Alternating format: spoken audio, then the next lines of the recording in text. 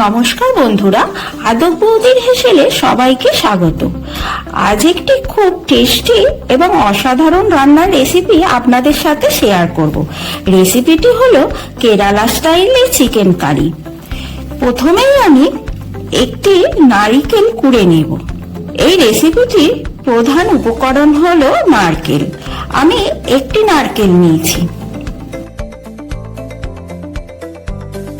ওভেনে কড়া বসিয়ে তাতে ছোট এলাচ, লবঙ্গ, দারচিনি, 7-8টা মরিচ আর 1 চামচ মৌরি দিয়ে শুকনো খোলাতে ভেজে নেব।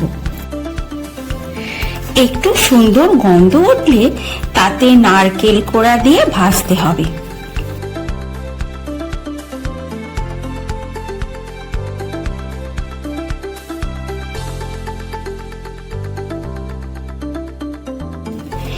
বেশ ব্রাউন করে ভাজা হলে একটি পাত্রে ঢেলে নেব।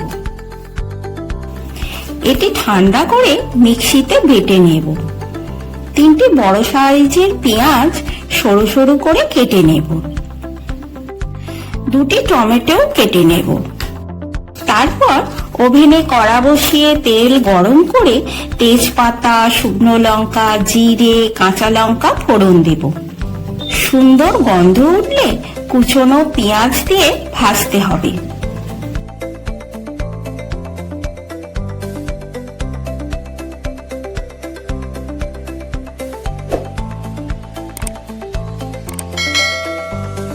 তারপর একটু কারি পাতা দেব।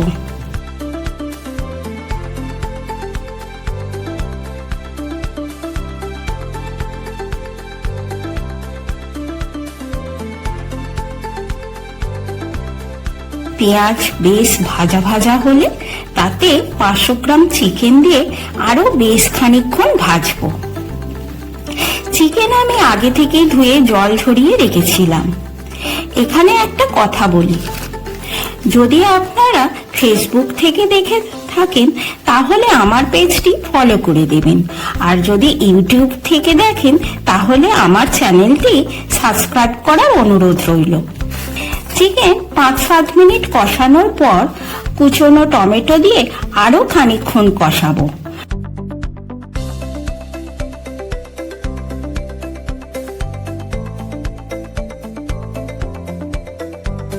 টমেটো বেশ নুয়ে গেলে তাতে 1 চামচ আদা, 1 চামচ রসুন পেস্ট দেব। হলুদ 1.5 চামচ দেব। লঙ্কা গুঁড়ো 1 চামচ দেব। রং হবার জন্য কাশ্মীরি লঙ্কা দেব 1 চামচ। প্রয়োজন মতো নুন দেব। স্বাদ ব্যালেন্স করার জন্য 1 চামচ চিনি দেব।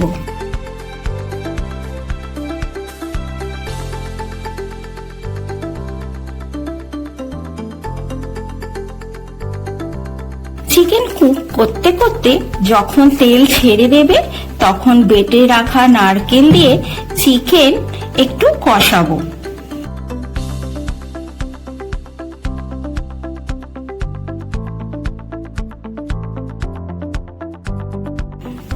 দেখবেন চিকেন কারিতে একটু ড্রাই লাগছে।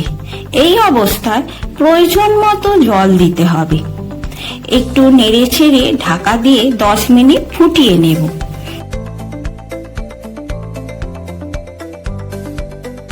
তারপর গরম গরম পরিবেশন করব। এই রেসিপিটি যদি ভালো লেগে থাকে তাহলে বাড়িতে অবশ্যই ট্রাই করবেন এবং একটা লাইক, শেয়ার আর কমেন্ট করতে ভুলবেন না যেন।